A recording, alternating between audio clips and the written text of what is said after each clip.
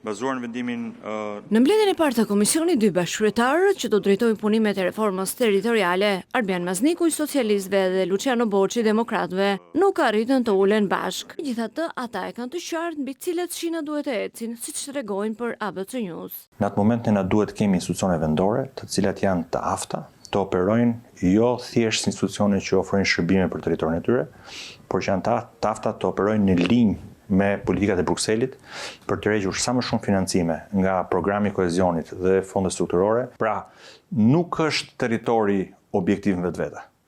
Kompetencat, burimet financiare dhe njerëzore në një territor caktuar.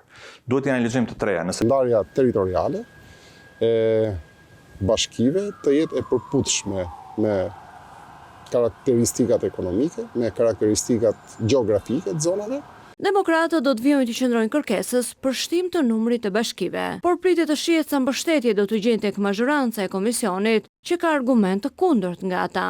Unë mendoj që nuk është rruga më e mbarë që ne të shkojmë drejt një propozimi numrash, i cili më së shumti priret nga logjika të kemi pak më shumë bashki që të fitojmë ne sa më shumë. Ndarja në rajonet e territorit pritet të rikthehet sërish në debat. Padyshim që duhet diskutuar si element.